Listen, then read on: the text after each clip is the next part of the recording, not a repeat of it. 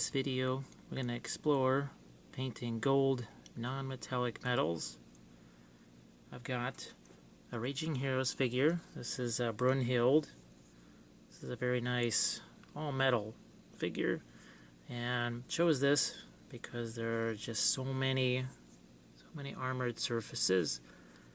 This version is carrying a banner. The one that we'll work on has a shield, which is fantastic because then we can concentrate more on these armor bits and also see a little more how the red reflects onto the gold.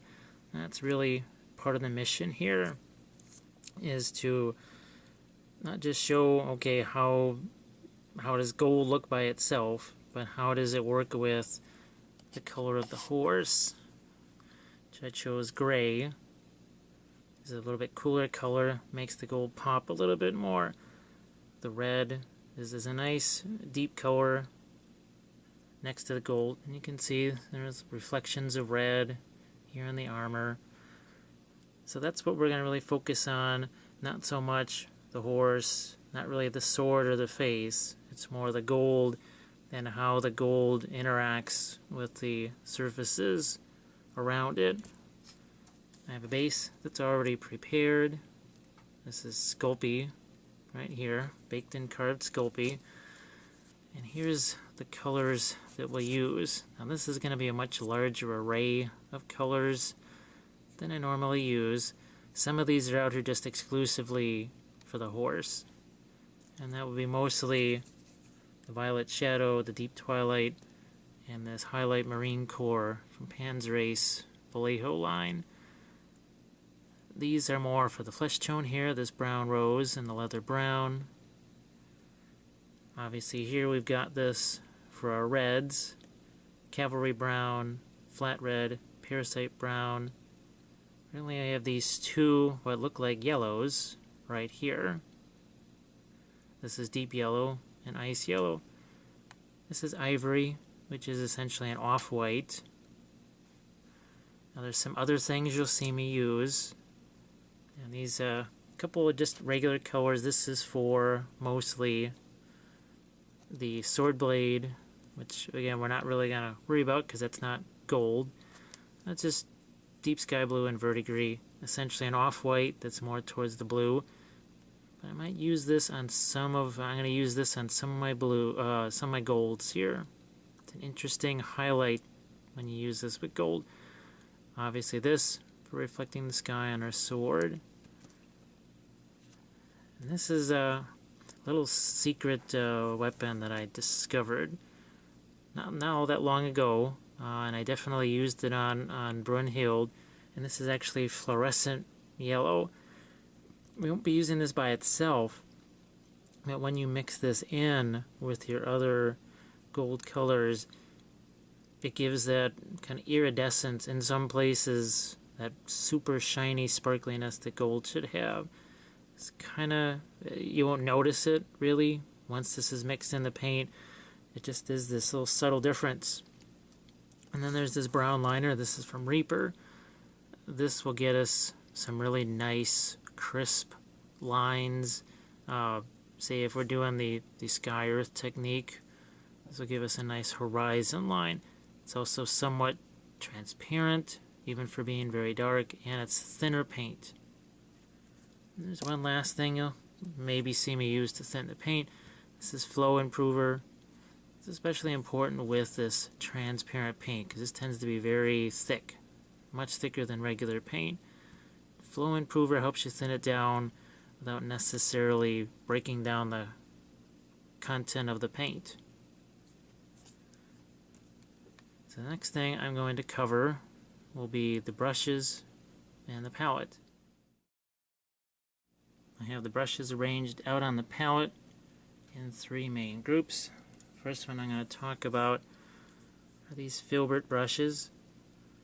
They are a nice multi-purpose brush. This large flat surface of the brush, great for painting big areas. But you also have this rounded rounded edge here, which is great for doing some blending, especially wet into wet. And you have this chisel edge, which is handy for, say, dragging the brush over a surface for our shaded base coat, or even for doing some rough lines. These tend to come in sizes 2 through 8, but I tend to stick with 4s and 6s. This brand is American Painter, which is for the price a very nice brush, kind of on the lower end of the scale price-wise. These are even lower on the scale price-wise. These are craft brushes. These are number 8 rounds. Got the original package here. See, it comes in a package of 10, and these tips, when they're new, they're pretty nice and sharp. They actually stay that way for a little while. And at this price, it's essentially 50 cents a brush. And what's nice is that when a brush is like this, it gets a little more worn down, seen better days, it's kind of beat up. Well, rough things like this, you have to kind of jam the paint in here and get really rough with the brush. Why use your good brushes? And you've got something like this. You can kind of do that job. Last group I'm going to talk about are the liner brushes. Even though they're the same size as, say, a spotter brush, this 10-0, the bristles are about twice as long, which means it's going to hold twice the paint, twice the pigment. You don't have to go back to the palette as often. Again, you see the American Painter brand. It's kind of on the low end of the price scale. Here's a brush that kind of falls in the middle. It is in Winsor Newton, but not quite the Series 7 Kolinsky Sable. Winsor Newton here. Look at this handle. It's obviously seen a lot of action. It's been used a lot, but the point is still very nice because all of that heavy lifting, a lot of the grunt work, was done with these brushes. Last thing I'll talk about is the palette. It's a disposable palette. Comes in a pad like this, 40 sheets at 9 by 12. You get these at art stores, craft stores. I got this from Amazon. And when you are done for the day, for your work session, all you have to do is take a sheet, rip it off, throw it away, and that's a cleanup, which does not get much easier than that. With the majority of the colors placed out on the palette, it's time to do a few little sections of gold here.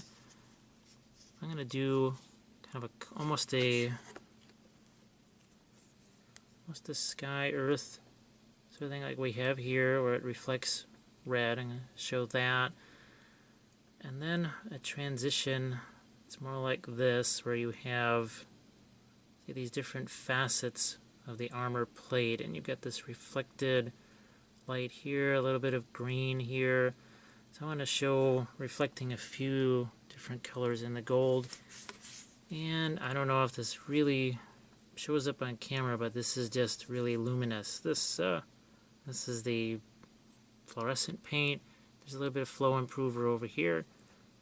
Actually going to put some of that flow improver in there straight away, just to make it a little less. That's just thick, really thick. So I've got a little piece of board here, and what I'll do is begin a little bit of the leather brown and some of the yellow. Also going to have some of the parasite brown on hand.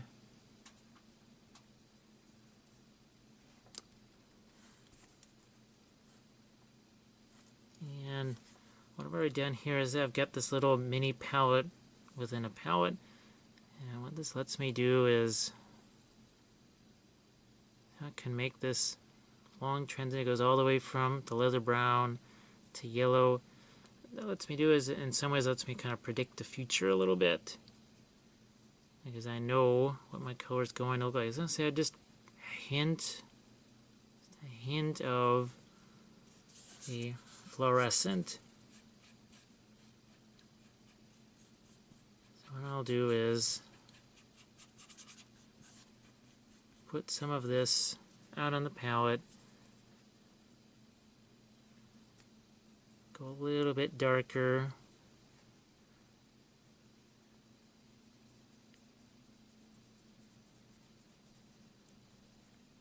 Like so.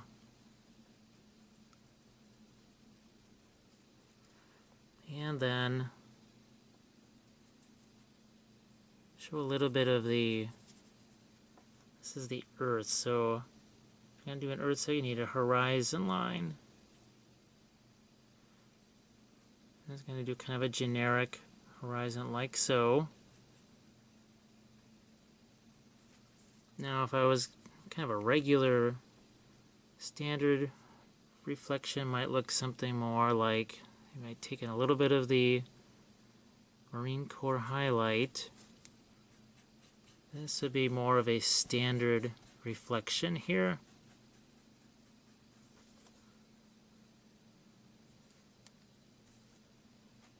A little bit on the cooler side, because you're probably reflecting the ground.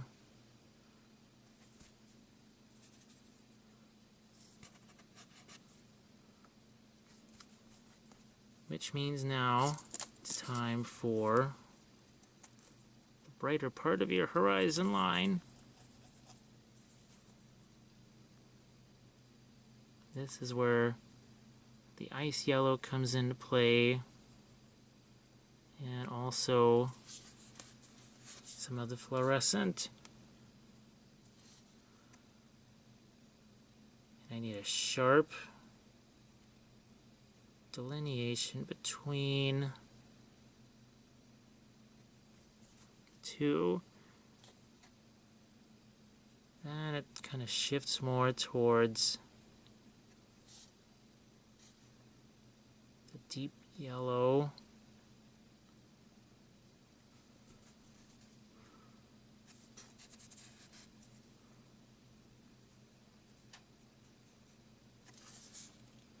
This is the idea, is to have, and you want bright, sparkly highlights next to some of these really deep, rich darks, which are not necessarily only brown. I've actually got some of the imperial purple in there to do the final dark touch on that horizon line. Now, it's those of you who have the Sky Earth non-metallic video probably recognize some of this, except the colors are obviously really, really different. I've got some white, ivory mixed with the fluorescent yellow, the ice yellow,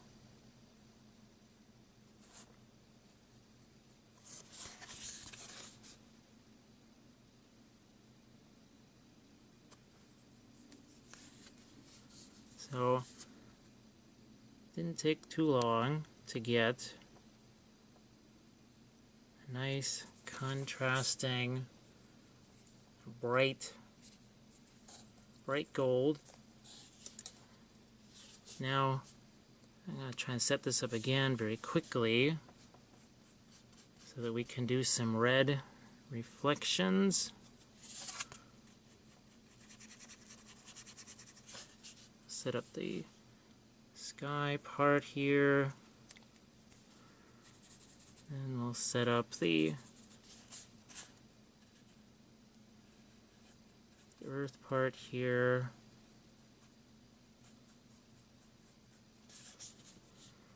But let's say around it, there's an awful lot of red.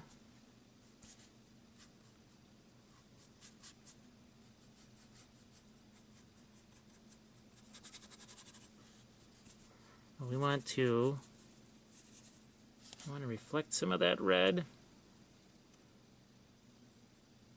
into our shadow color, the earth section here.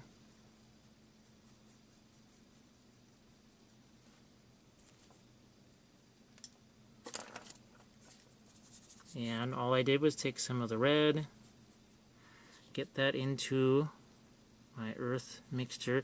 Now reflected light, and this is something you'll probably hear me say a lot, reflected light is not as bright, obviously, as regular light, and it also tends to be a little more grayish.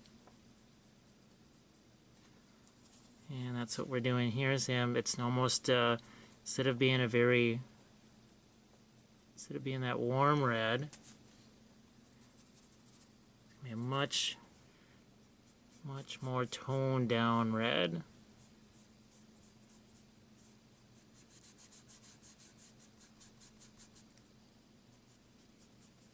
So here, again, some purple into that horizon line.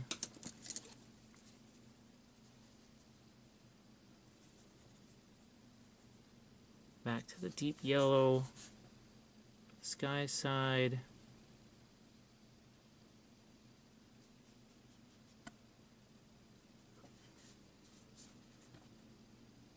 And the fluorescent yellow is already included in this.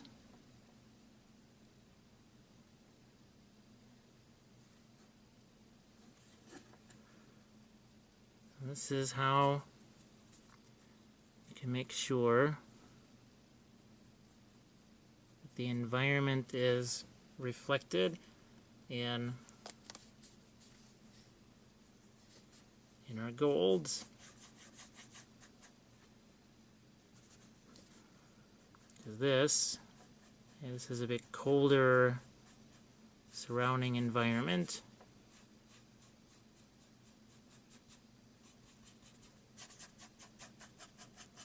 In terms of color, so two very different golds based on two different environments. And you can see that I like to break up the horizon line as much as possible.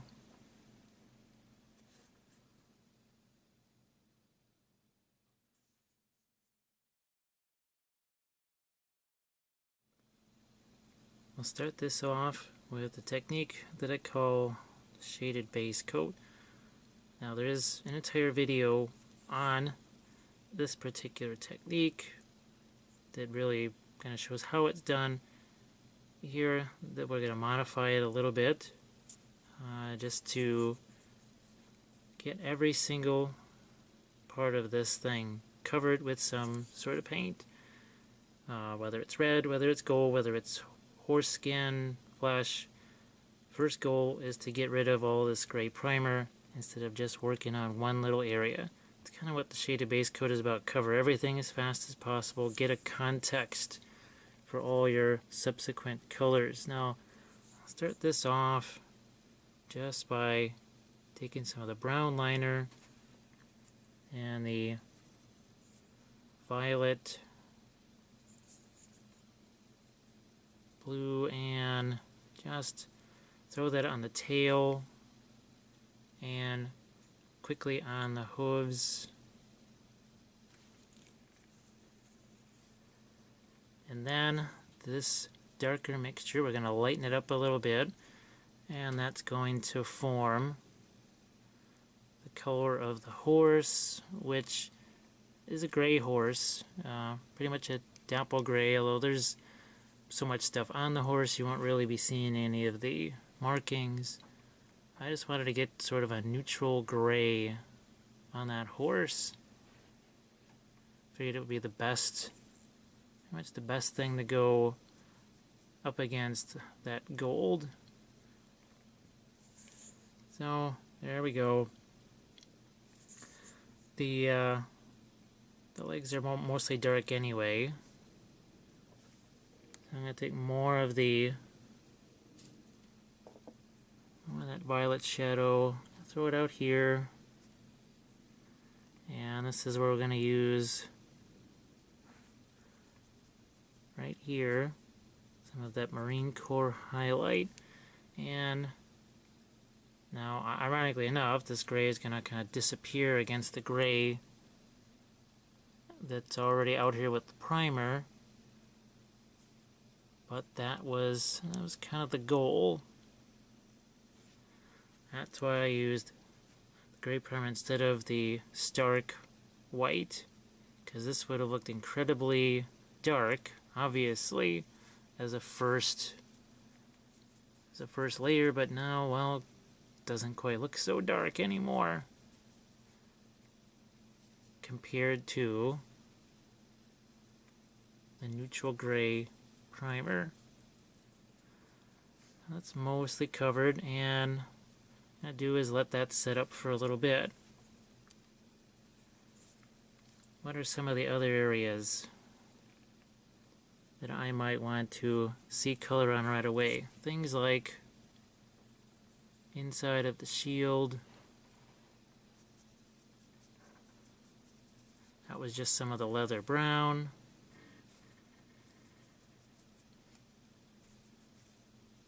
Some of the saddle itself, which is in the leather brown. There's not much of that saddle, there's just that little bit right there. Then I have to think about the inside of the cape, which I'm using the Imperial Purple to cover right away, like that, which is now going to lead me into some of the reds. At this point, I'm going to introduce some of the cavalry brown into that purple and just quickly start to block in some of these reds.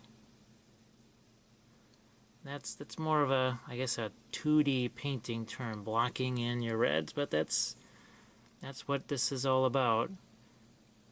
It's going to be interesting here. The helmet can reflect some of the red in this plume. That's going to be fun. Yeah, we didn't have a plume on the other one. That's why I thought this one would be fun. We've got the helmet here. It's another chance to do some of that sky earth technique. The shield here, obviously, we want to hit with this red. At this point, I want to still get some of that purple. Still want some of the purple into that mix. Now, I won't really get into painting the reds too much because we need as much time as we can get for the gold. But I just want to do enough of the reds, as I said at the beginning, to show you, well, how does the red influence the gold? Well, it influences it so much, I'm actually going to put some red here where the gold is supposed to be. That's a reminder at this point to just say, hey, you need to make sure you reflect some of this red onto the gold even. Let's throw a little here, make a mental note. Reflect some of that red there. You can see I'm not really worried about following lines, especially not now. It's one of the nice things about this technique is it sort of liberates you from thinking in that way. I always have to follow within the lines. Here we go. Those reds have been blocked in. Now we've got the, looks like a kind of a saddle blanket sort of a thing here. I block that in, and again, have it influence some of the gold that's in the area there. Looks like we have another part of that saddle blanket over on this side, and it's going to do the same thing. So you can see some of that that dark, almost a black color, because we mix blue and brown together. So I'm just letting that mix together with the saddle blanket color. That's all one of the wonders of using the bigger brush and this particular technique. Because on the inside here, well, I'd want it to reflect in some small way the fact that it's in shadow and here by all of this gray. So once again, just trying to get a little bit of that red, the surrounding color onto the gold. Final result's there's not going to be necessarily a lot of red here in the final result, but I just want it there as kind of a base.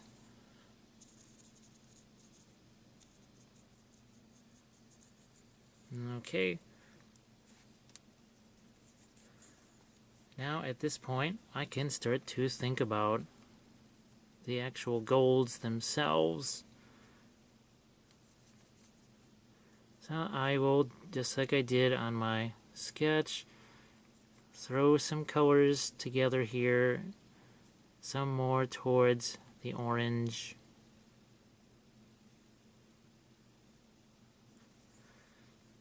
So these, just taking these two different colors, the leather brown versus the parasite brown, two very different sets of colors. Now I'm going to throw a little bit of the fluorescent paint back out onto the palette here. You can see just how thick that is. Usually I have to dig it out of the container with a brush. It's that thick.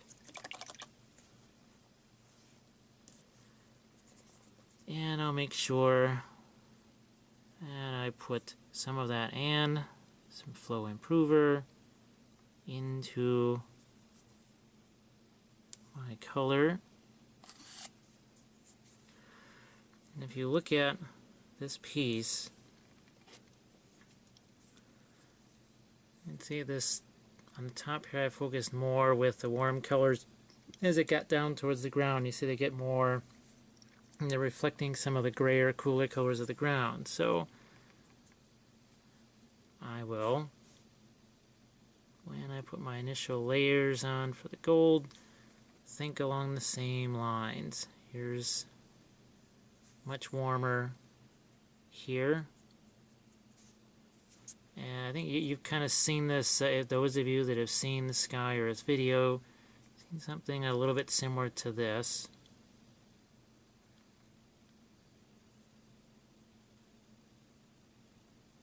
And I don't worry, okay, if I've covered over some of the horse's face, that's not a big deal, because we're going to go back all over that again. All I'm trying to do is just lay out some colors here. I just want to think about, okay, lights and darks, contrast. And like that glove, I'm going to be painting over that, and this sword blade, I'm going to be painting over that.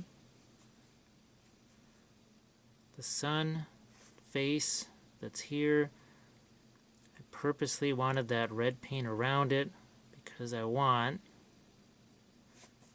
what better way to reflect the red paint than to have it actually mix into the sun.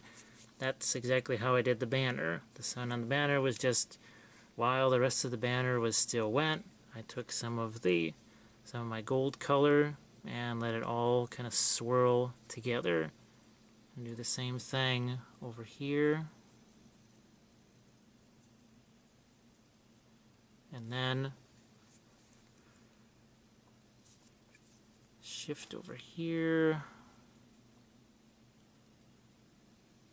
Got a few armor plates on this side.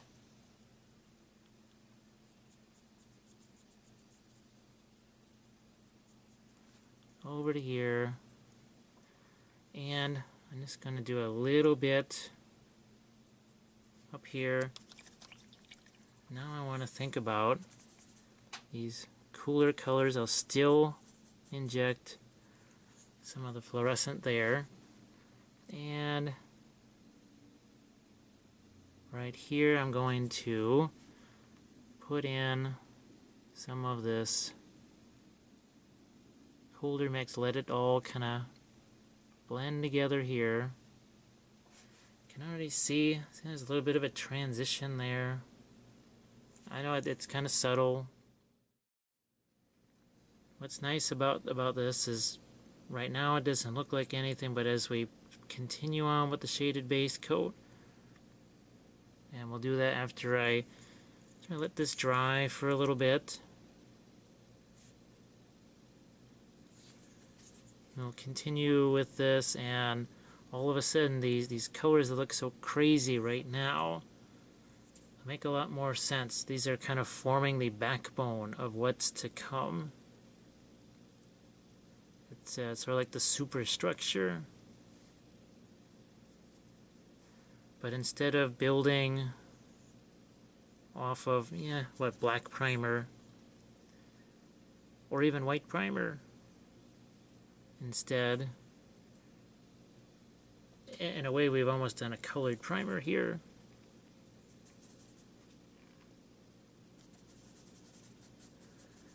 Even now at this early stage, I can think about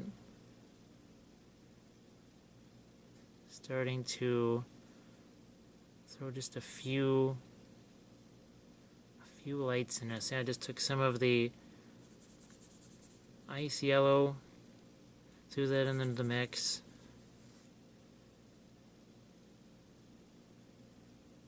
And don't worry about having colors. Oh my gosh, it looks really weird right now. Well, that's really not all that far from the plan.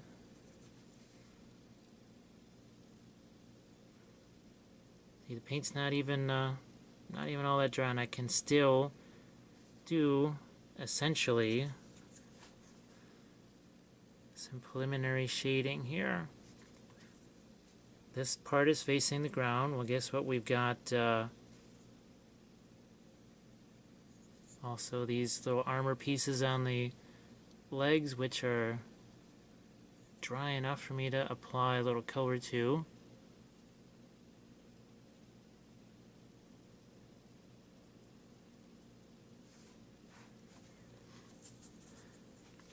Now this looks really light here.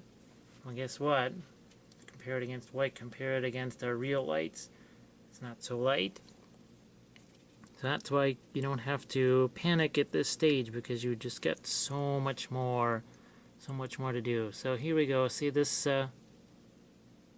this part of the shin guard here on the horse. Just pick out that edge. So all of a sudden, look, we've got some form here. Not going to put shading there. I'm going to put some here. Put a little bit of light on that edge.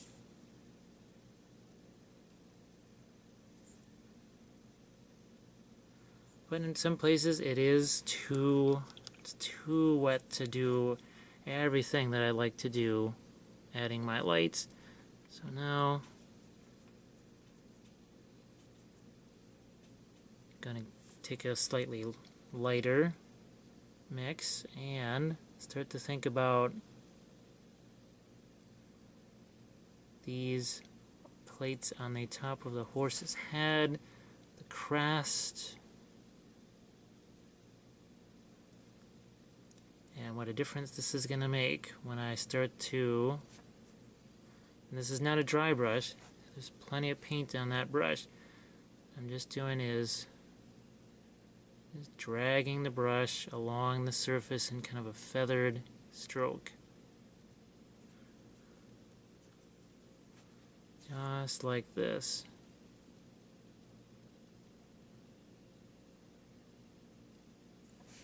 And I'm leaving this side to be darker, to be in shadow. I want this side to pick up the light. Now, guess what? We need to do a similar thing on this helmet. And this is with that warmer mix again.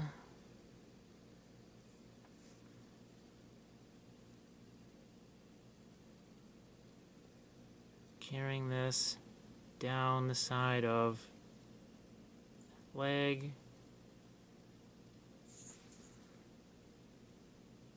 here all of a sudden that sun is going to literally start to emerge. Like that.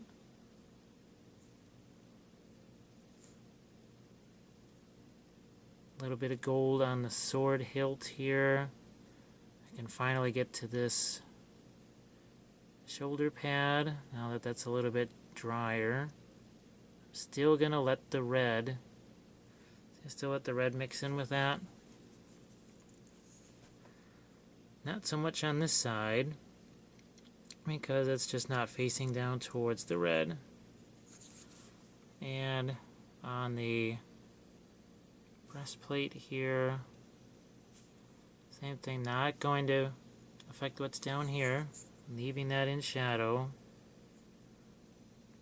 Armor plate here as well.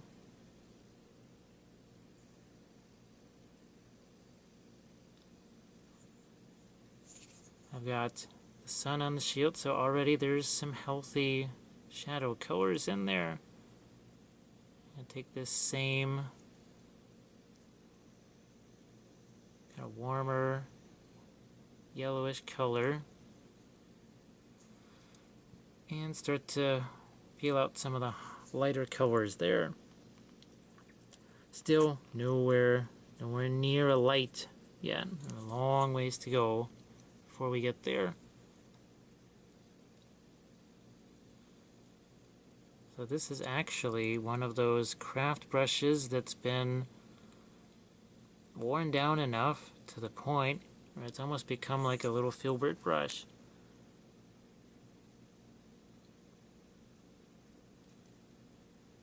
So you can see all of a sudden a little bit of shading coming out on the face of the sun.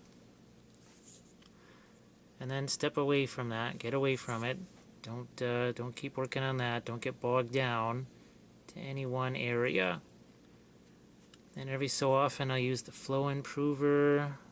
All of a sudden, see how that just all of a sudden the paint, I didn't do anything except add a little flow improver. If I had added water to it, it might have become just too runny.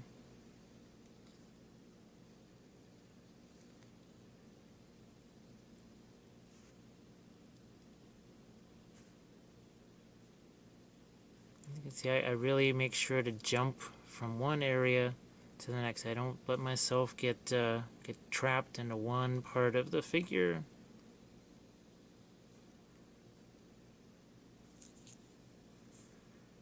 And as some areas get a little more dry, I put a little more of the color there.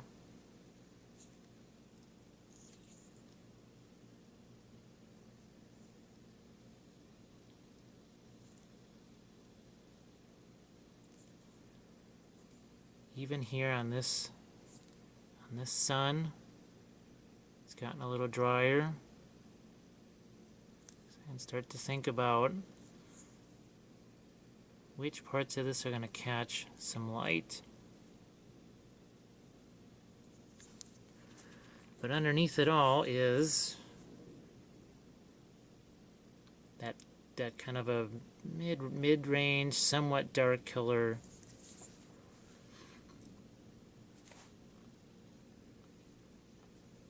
I know some people would not, they'd say, well, this is not really a base coat anymore. Well, it still is, because we're still just feeling out where we want everything to be. I know I want these colors to be as light as possible because the sun, or whatever the light source is going to be coming down onto the figure. So once again, see if I need to make that flow a little better, I'll grab some flow improver. Just a tiny bit like that. And kind of like magic, the paint just starts to flow again.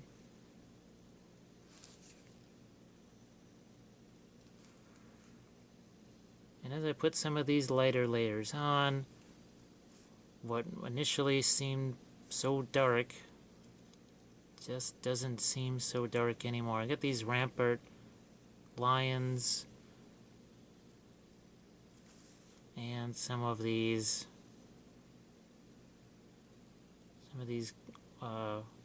oak leaves, or whatchamacallit leaves here, part of the design on the reins. Now that just starts to pull out the forms. It sounds like you're carving, in a way, the miniature. Instead of painting it, you're sort of carving away some of the details.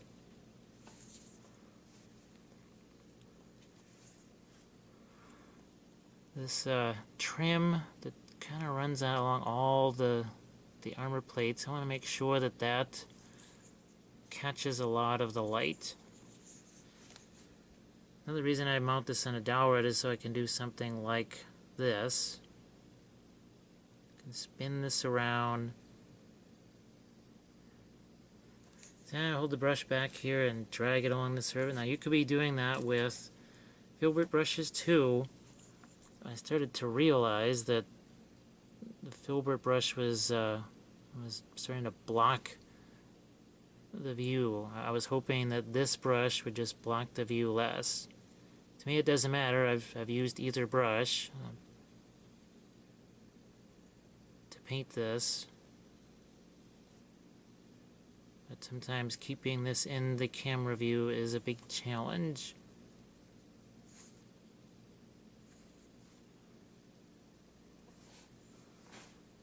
You can see I've just gradually worked my way lighter and lighter. Make sure I get a little bit of my flow improver and fluorescent paint. And just like what I've been doing up here, I can do the same thing, but with the cooler gold colors.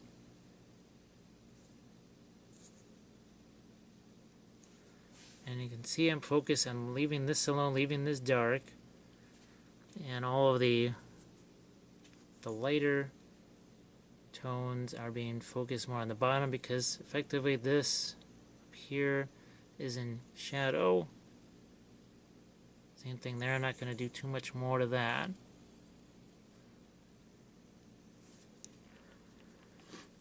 And as I add more of the ice yellow, well, guess what? Even though those are lighter colors, they keep that cooler temperature. And I hope that's not too confusing, that referring to things in terms of warm and cool colors. And one of the basic tenets of warm and cool colors is that warm colors come forward and cooler colors recede. It's one way that you can create that contrast and interest that we talked about. So right here we just did that plate on the side of the face to be a little bit more towards the cooler shades.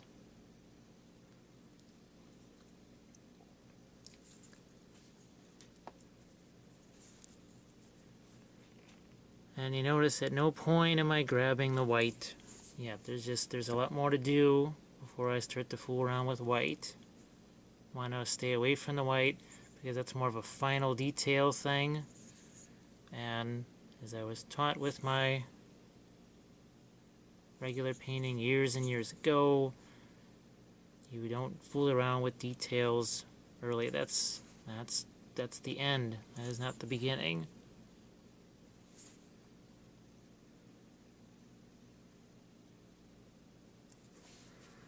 So even at this earliest, I'm thinking about, okay, the contrast of this light next to what's going to be the dark of the face.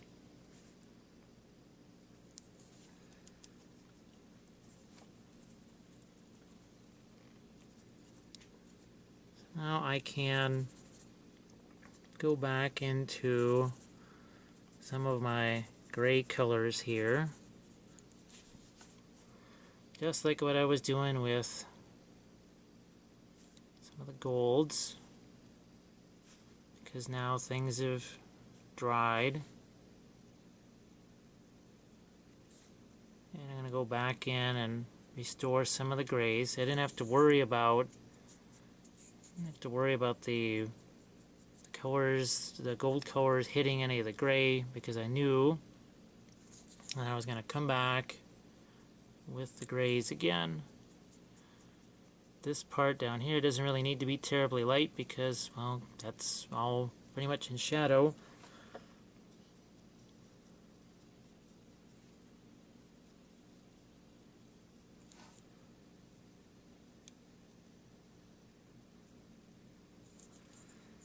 Okay, what I'm going to do is dry this off and throw some colors onto the reds very quickly. I'm just going to lighten it up with these colors in the same way I've done with the gold and with the horse. Here as I add some more of the Marine Corps highlight to the gray. I'm going to do the same exact thing to the reds. I want to make sure I have a little bit of orange color to work with here for some parts of the armor. What I'll do is pick some areas like here on the breastplate and on the helmet. And up here at the top of the head. I've been using some flow improver to try and make the paint just work a little bit nicer with the liner brush. I'm going to be doing glazes over a lot of these areas. This is just to say, okay, where are some of my lightest highlights going to be? And with any kind of non-metallic metal, it's those really bright highlights that cause that pop that you need to make it just seem more like metal. So that's why I'm kind of going after these, mostly just the edges here of the armor and not so much the overall surface. So here I just want to get a light right here. I'll probably have to go back and hit that again after we do that glazing. I just wanted to indicate it while I was there. So with this bridle piece here, I want to get a few more gold colors there. The shoulder pad. I'm going to do in a lot of these areas right now. Say they're getting very warm, very yellow. That's so that I can actually tint those something a little bit different when it comes time for glazing. And that's what I had done with the other piece, was make it as light as I could, and then that gave me the room to, with my darker glazes, tint things something different, and then go back in again and maybe alter the color just a little bit. It's those adjustments that I mentioned earlier. So yeah, this is not supposed to be any kind of final detail here. I want to try and introduce a few more lights to things, especially like this symbol on the shield. That I want to have catch some light on a few of these upper surfaces.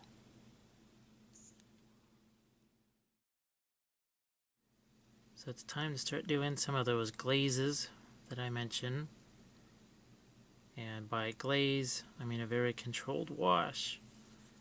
Usually done with a pretty small brush, something like a liner brush, like we have here. I put some out on the palette.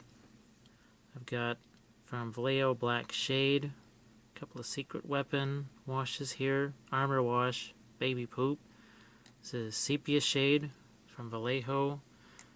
A couple of GWs here with Reichland Flesh Shade and Carroburg Crimson, and some Secret Weapon Amethyst.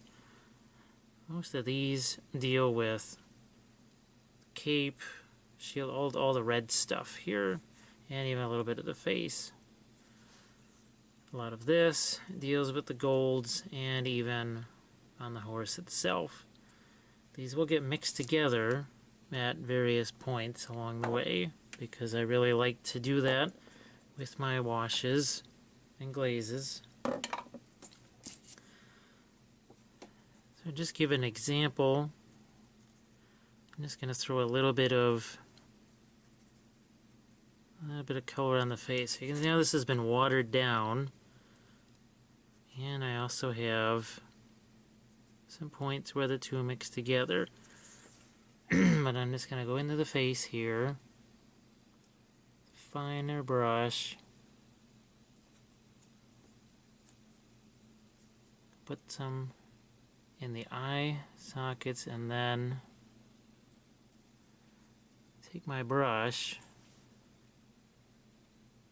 and in sort of a watercolor fashion pull that out into some of the darkest recesses.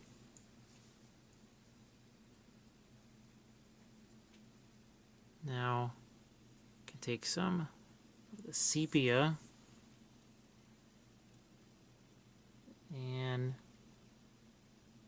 now do some work on the helmet. And again, I like to mix. So all of a sudden that makes an interesting brown. I'm going to turn this helmet back around this way, taking some of that Reichland Flesh Shade. So I'm gonna tone down the top of this helmet here, because there's not going to be any highlight unless we do, because to have a light you have to have dark around it, and that's what we're going to do here, is bring out some of the darks. Now this has a little more of the amethyst. Took some of the baby pooped to mix into that blend. Back to this is almost exclusively just the baby poop, a whole different color. Take a little bit of that Reichland Flesh Shade, throw it in there. Now this obviously is facing down towards our red, so I'm going to take some of that Carroburg Crimson. And this is where we not only shade but also tint the gold. So now the gold is essentially reflecting the red that's there. Now the gold that's facing up here, well, that's not going to reflect any of the red, so I went back more towards that baby poop color. Here, this is where we wanted some armor, maybe to reflect some red. So this is where I take some of that Reichland Flesh Shade, tiny bit of the crimson, and let that work its way into those recesses. So that just tinted that a whole different color. And gonna work on this gold that's right here. I'm not gonna mess with the glove yet. Just gonna leave that be for now.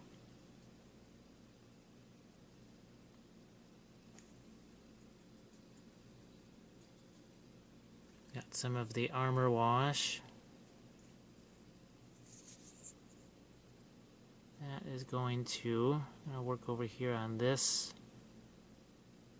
piece of armor. Now one thing you can do is add and then subtract. What I did was I took some water, watered down the brush, cleaned out the brush, and then just wiped away some of that. So what we did was we put some shading here, not as much down here.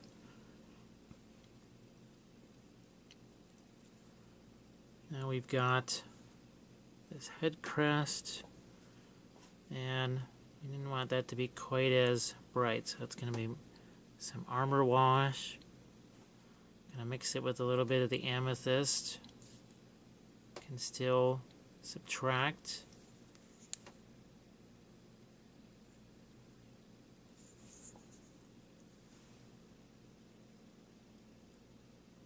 Down into that recess.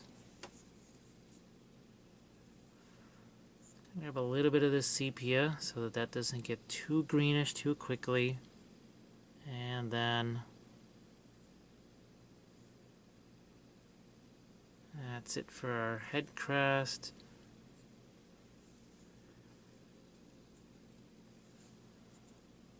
On this side of this face plate, so I'm going to do here, and I'm going to take these 3 points, put some of the glaze there, and then remove. So I never put anything here. Now here with this good, I can do this. This set of plates, I'm going to spin figure upside down so that gravity can do a little bit of work for me here. So that was some of the armor wash, then mixed with purple. I'll take the brush and then take some of this away. So just added and subtracted. Now on this side, I would definitely want that to be a warmer color, so I'm going to take some of the sepia. There's some of the baby poop.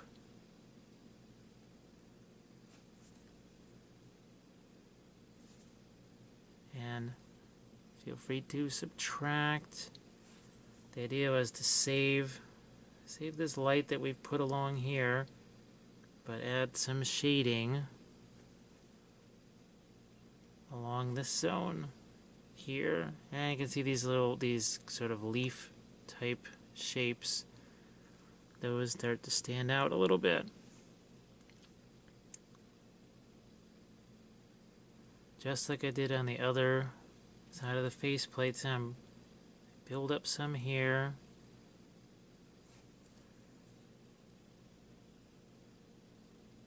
And then take some away. Now we're also going to be probably doing 2 or 3 more glazes on top of that.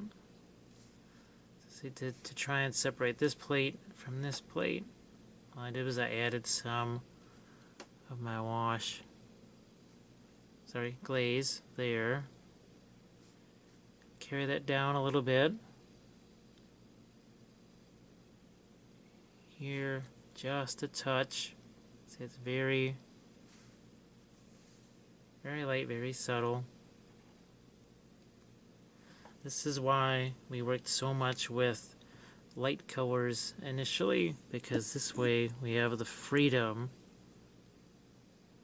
to darken and tint as we need. So here this is a bit more on the greenish side.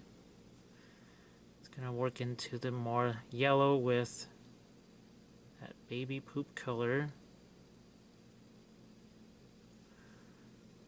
And then I'm going to use the sepia as it works its way down into this shadow area. Then into some armor wash.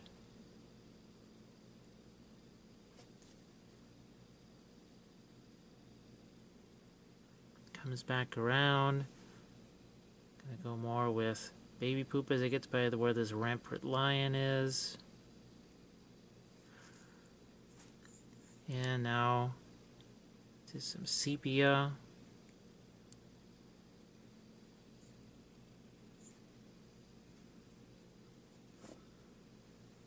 Mixing a little bit of the amethyst in.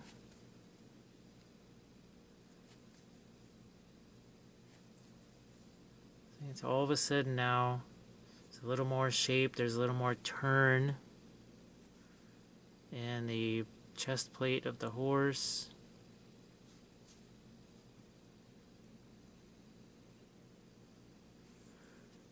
And now with that glove a bit more drawing, I take some of the black shade. Bring that down over the glove. Yeah, not really worried about gloves and swords and that sort of thing because it's not gold. I'm really just interested in the gold.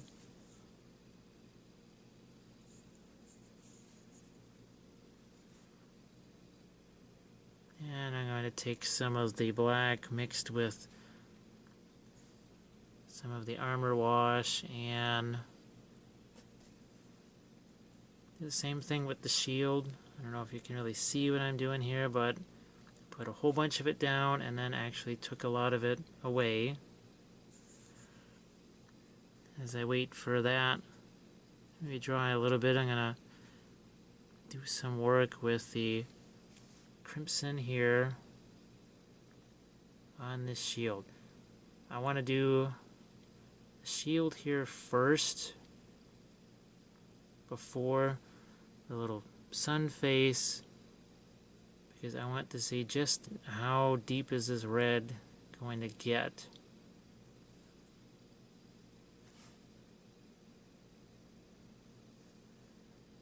As soon as I can tell, then I'll take some of that flesh shade and I'm going to put some of that, not up here, but down here, where it's closest to the red.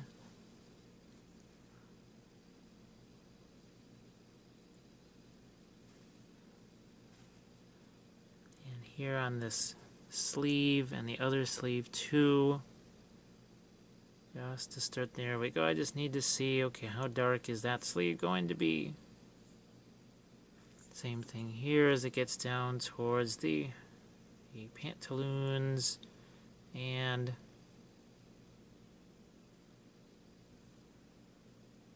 the decoration on the reins. And I'm going to take some of that red, let it get up into the armor across the back of his neck.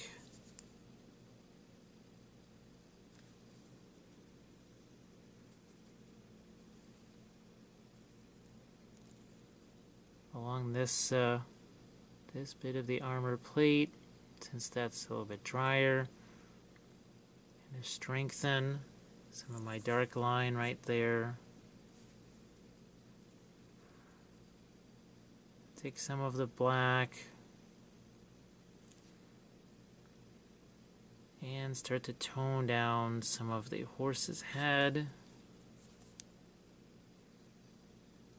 subtracting.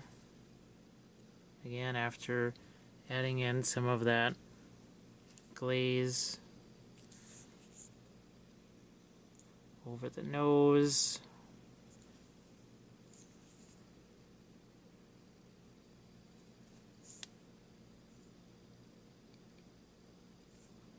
In the little sockets for the eyes. Same thing on the other side.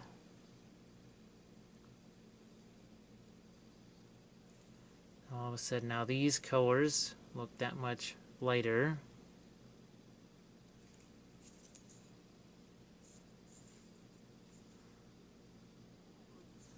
And this part of the decoration for the reins gets some red. If I want to reflect some of that onto the gold, went into the Reichland flesh shade to put a little line of that there.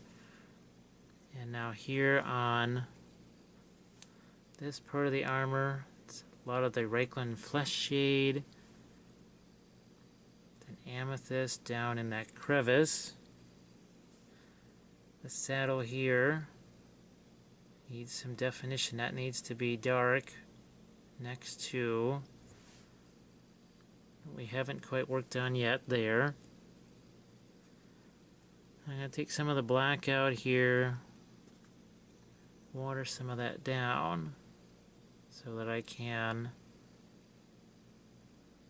just knock that down a little bit, down towards the hooves. Again, subtract where need be. So I've got that armor wash color.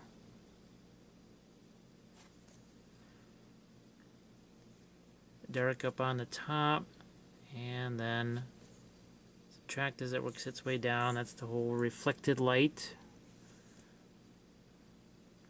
principle. So we're going to do the same thing here, but just a little less on the dark. This is use some of the baby poop, some of the sepia.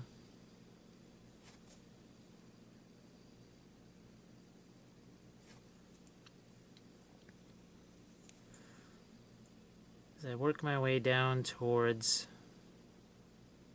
this part of the horse armor, I'm going to use the armor wash, a bit of the amethyst, so I can see, okay, what do I have going on here with this little nameplate thing? As I'm down here, I'm going to take some of the crimson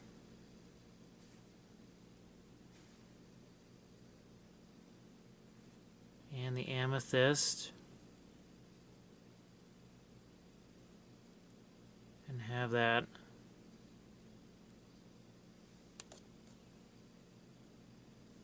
work its way up into this bottom part of the horse armor here.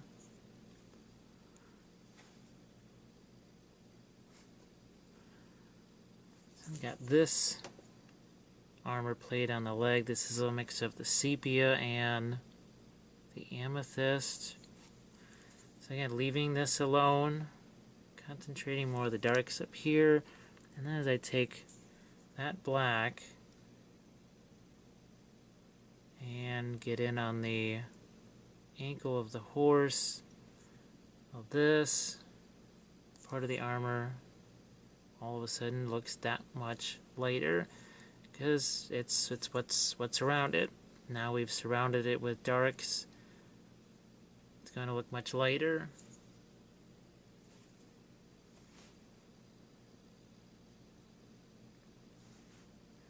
And that's just what I have to do across the entire miniature here, is continue to just add subsequent layers of glazing and tinting. Now here I'm thinking about a horizon line on this helmet. It's kind of blocked by the sword. You can't really see it. Maybe on this side, it'll be a little, I think you're going to get a better, clearer view on this side. So right there.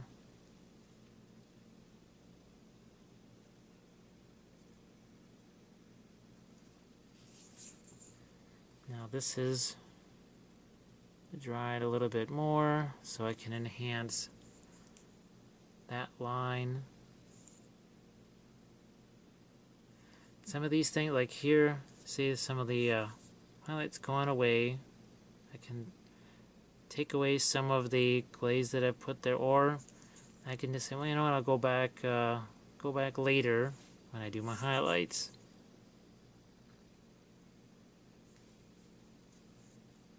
So I will add some and then blend that out with the wet brush.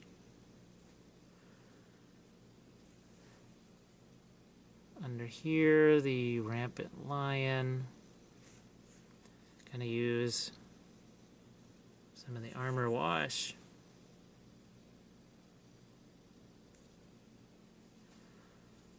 On the top of this sun face. I'm going to use some of the sepia shade.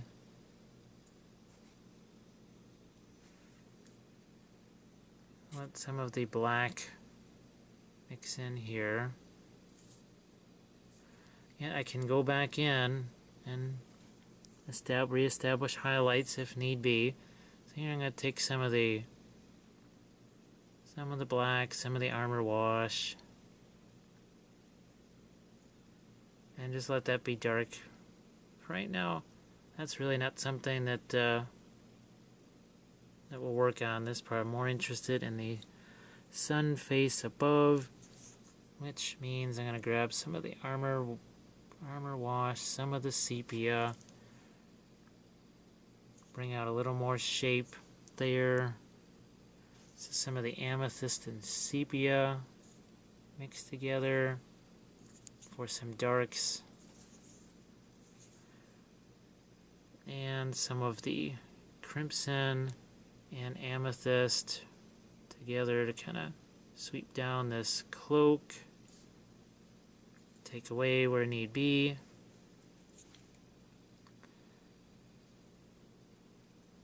I'm just going to work a few more minutes on this first part of the glazing, so I can get some things dry and get things under control. Work on this last little bit over here though. Got some of the baby poop sepia shade mix. Carry that down over the end of the armor plate here. I'm going to take some armor wash and the crimson, mix that together. You can kind of sense the theme that I'm constantly varying the wash that I'm using, or the glaze that I'm doing.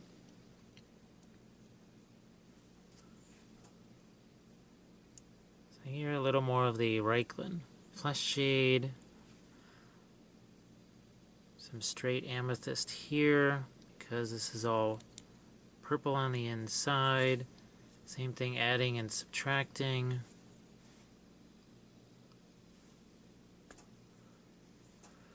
And here's where we put that gold line, which is now going to be changed by some of those glazes. So what I'll do is dry this off, take a hairdryer to it, and we can continue with some second and third layers of glazing. I've got this pretty thoroughly dry now, and I have some of the lighter colors back out on the palette. What I will be doing though is actually mixing some of those with our glaze colors. Make sure you can see the palette. And I'm going to have some of the sepia out here. And I'm just going to make a few little different colors that I can work with. Now for areas where I want maybe things to be a bit more on the brassy side, so I'm going to mix, say, the baby poop with some of that ice yellow. And take that right here on this side, because I'm going to try and make these more of a brass. So I'm even going to take some of my green. And I have the trim be gold. And some of the black too. Even a little more of the armor wash. Because I want this to be a little bit greener.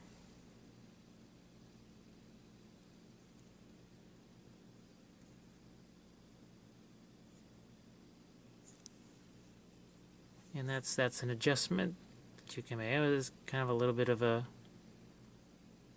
surprise move. I wanted to do that to show you, well, you can adjust, you can completely change directions from where you were headed. See, much more green here. I can even have some verdigris to lighten this further.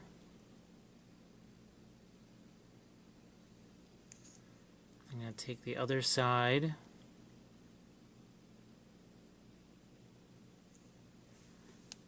As you can see on the test figure, that's essentially what we did here. And I didn't really want to warn you that that was coming. I wanted to just throw a little surprise out there. Because I can say, well, yeah, you can adjust, but if you never see me actually make that adjustment, well, it's going to be difficult for when you actually want to do that yourself. You're going to say, well, he was talking about making adjustments and being able to change things, but never really did. So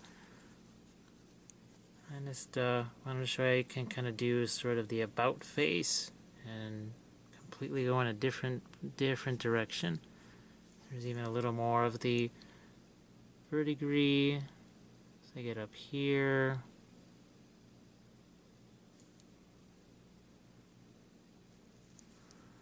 But if I want things to stay, the gold to stay gold, well then I can do more of a yellow highlight. So I'm going to pick out some parts of the sun face here, the eye, on the mouth, a little touch on that tongue. Still have some of the fluorescent out.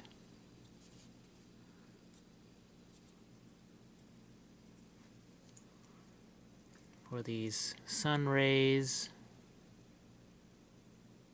I'll let those really catch a nice bright sparkle right here, underneath here. So all of a sudden, it doesn't take too much of these bright highlights to make a dramatic difference. So I definitely I don't want to get too wild with those. I want to just use them in very specific places. Now here, I'm going to need some yellow on this trim, but I'm only going to do it on this top portion. Hopefully you can see that. I'm just going to do it on the top to try and let some of the red that we position there, leave that in place.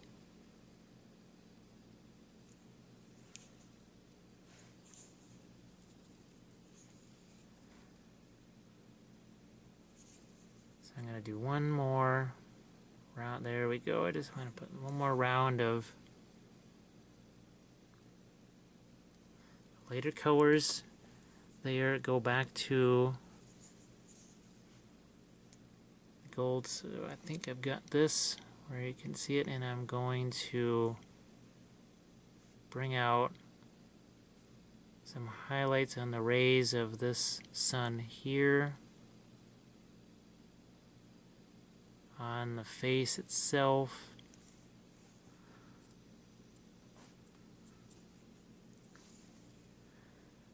Now I can't really look through my magnifier light at this time, so I can't do super precise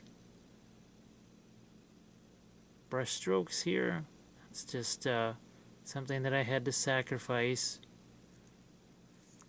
It's difficult enough to get this thing, this particular type of figure under the magnifier light under normal circumstances. But when there's a camera in front of my face, it makes it that much harder. Now where obviously this whole piece is being done in an accelerated time frame. Now if you wanted to take more time for yours, if it's for a competition and you wanted to spend many more hours on this,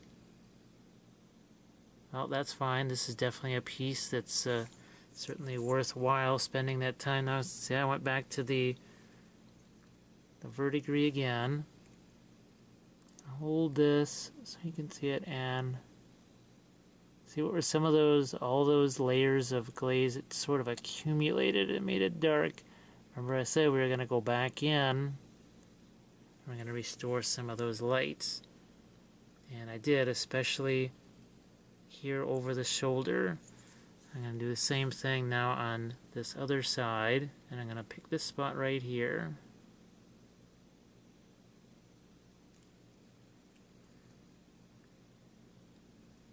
I'll even do a few little indications on the rampart lion. And then I'll go back to more of the gold because I want to do, see these pieces right here. The armor on the neck.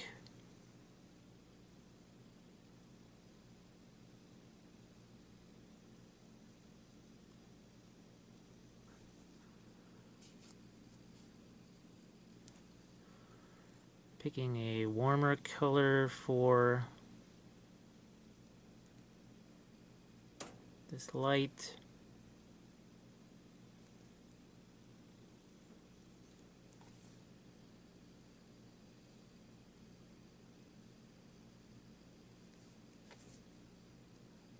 Now also, I've been using some of the flow improver that I mentioned before instead of water.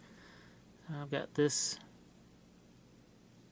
top edge of the shoulder, but obviously that's going to pick up the most light since that's closest to our overall light source.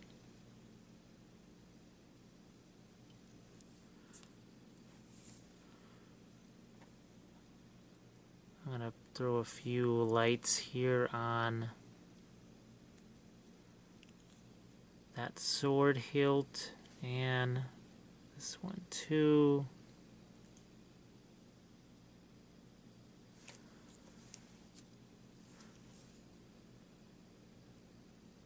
And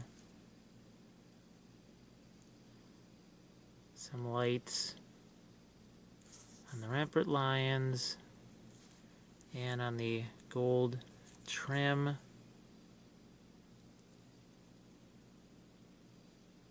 So here, just like I did before, working on the top part of this gold trim, but not on the bottom. So I want the bottom to be more red, and I might even go in with red. That's what I had to do on the original one, just to make sure that I got red where I want it to be. Now here, can't get too intense with highlights on this sun face, even though I want it to be shiny gold, because I have to think of the horse's head casting a shadow. See what I'm doing here? I'm just picking out kind of a line of lighter colors. Now on this shin guard of the horse, just work down there. Gonna put a highlight there and on that top edge. Just like that. Same goes for just about all of these.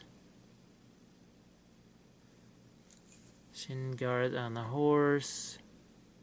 I know there's a name for them. I can't quite think of what it is right now.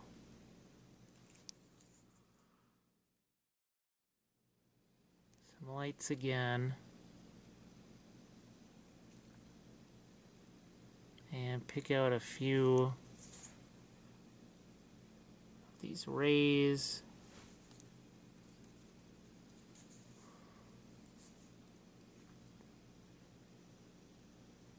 Down here, I want to get a little bit of light right there.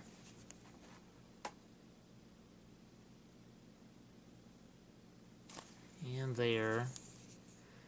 So the notion is to reflect some of this red, as I've mentioned before, on the parts of this little sun face that point downwards.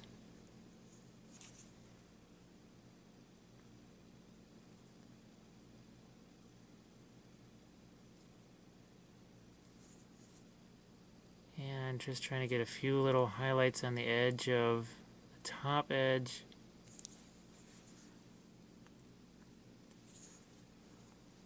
Of this shoulder piece of armor right there.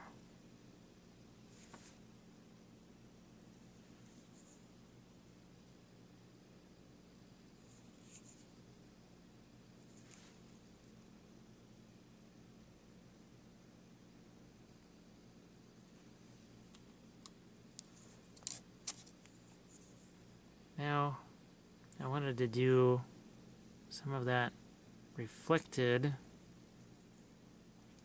red. So I'm going to bring out some of the flat red that I used earlier.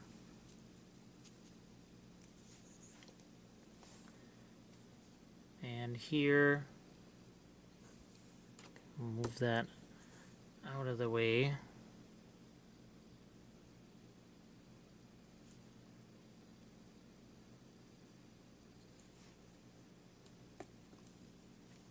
I'm starting to put some of that right here.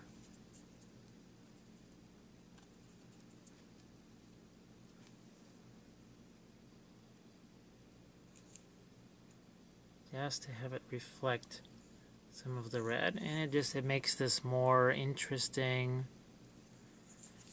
gives it more of that shiny look that gold should have. This also needs some reflected red.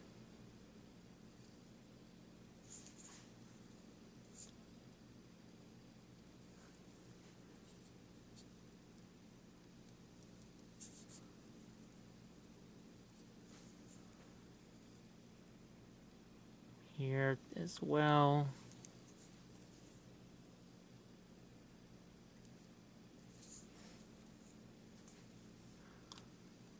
But on the other side, I need a horizon line.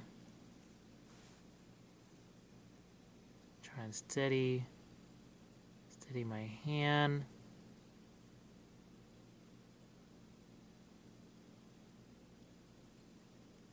And get some lights there. Now I still have yet to use white, and that's a good thing, because that really is supposed to be a final detail color. You probably can't, probably can't see that. So I'm going to switch to the other side here. Maybe you can see this one. On this side of the helmet, on the hinge, and the mask. Get some brighter colors here, right along this ridge line of the helmet.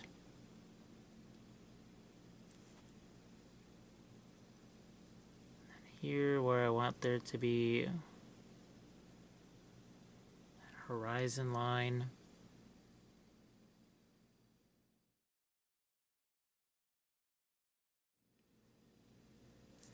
I've added some of the lighter colors in the reds. Just taking some of the parasite brown, mixing it with the flat red, occasionally using some of the ice yellow to lighten that up a bit.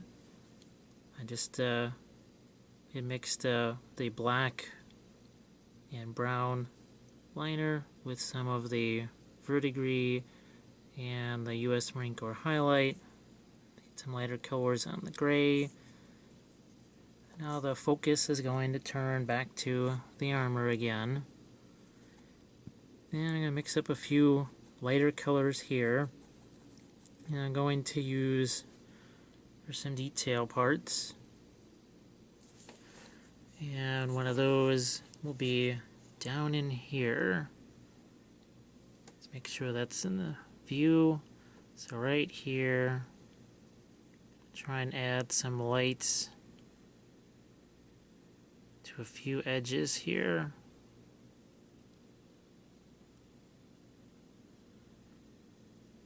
Up there on the shoulder pad, a little bit there on the breastplate.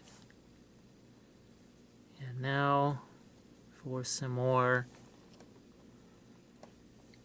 reflected light in here. Been building this up and building this up. So now finally it's time to do some of the final lightening of that reflected light. Not too much.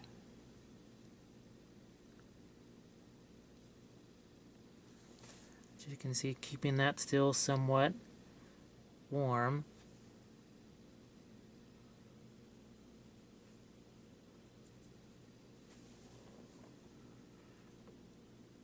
And these little, it's almost like it carries that the sun rays into the armor here. And working on that horizon line. Trying to make it uneven where possible.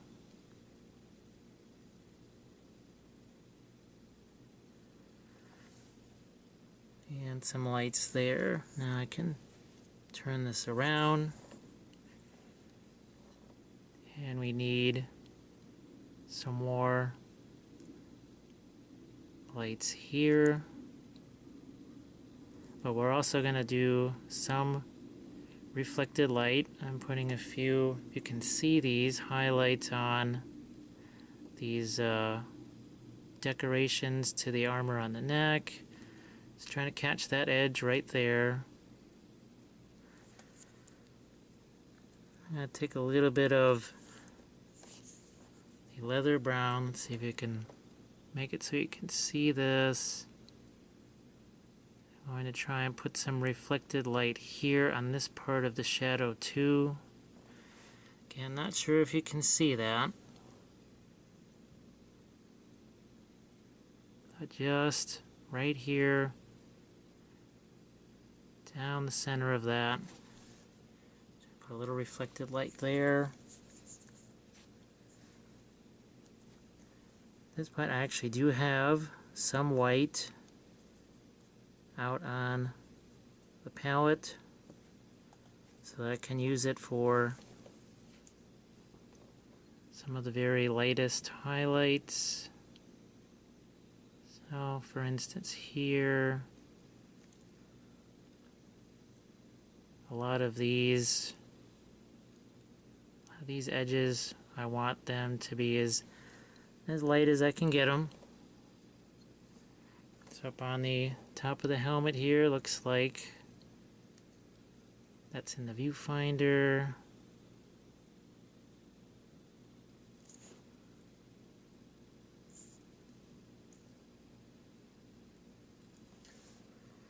Just trying to now really get some of these bright, sparkly highlights.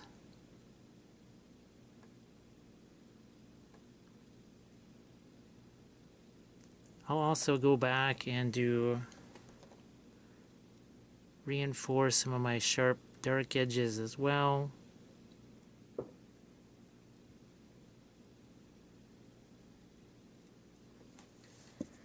But for right now I'm just going to concentrate, and I'll just kind of do this everywhere that I think it's necessary. I've got some of these rampart lions here and some of the trim on this chest plate of the horse.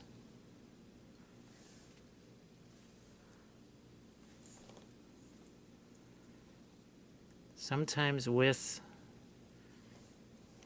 the non-metallics, the best way to get it to look metal and sparkly is to have really extreme highlights next to dark colors. It's because metals are about hard edges, they're not cloaks.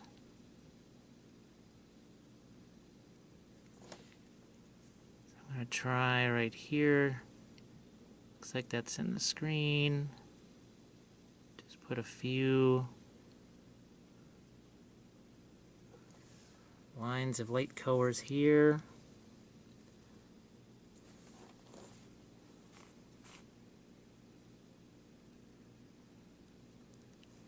Putting some more on the top of that plate.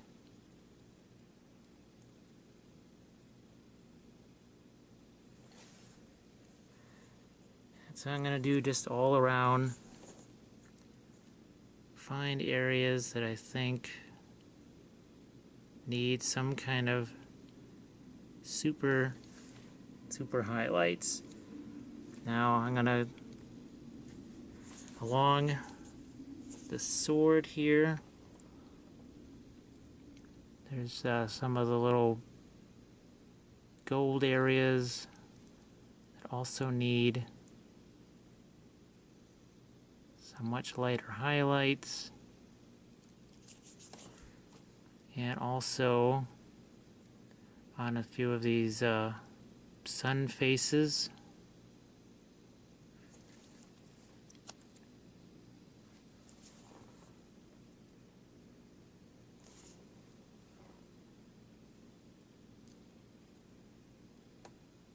To do some of these really small little details, I actually hold my breath as I paint those because it helps to steady the hand.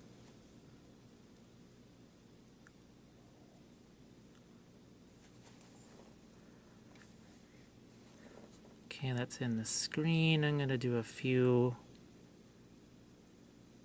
right here. Some on the lion, some on the top edge. This armor right there. And just trying to make things a little more sparkly by trying to get lights next to darks. And I mean really bright lights. Now here, I'm going to experiment with a little of the verdigris, mix it with some white, and put it right here, and here, especially on these couple of top surfaces.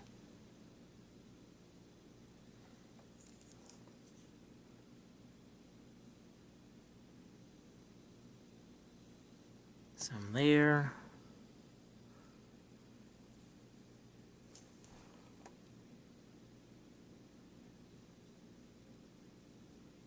A few more highlights along the edge of the rampart lion.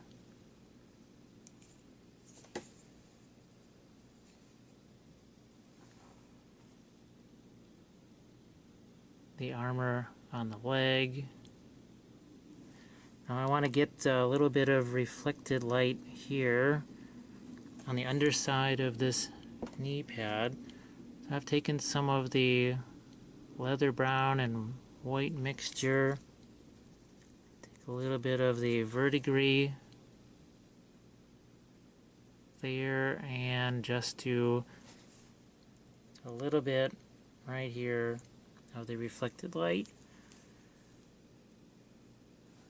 I've got some of the brown liner here. And again, that's for cleaning up edges like that.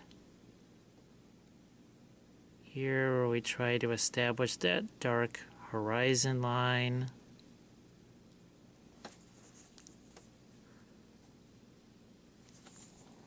And to try and reflect a little bit of light in here. I'm not even sure if that's going to show up on the camera or not. But just to try and put a little bit of light down in here.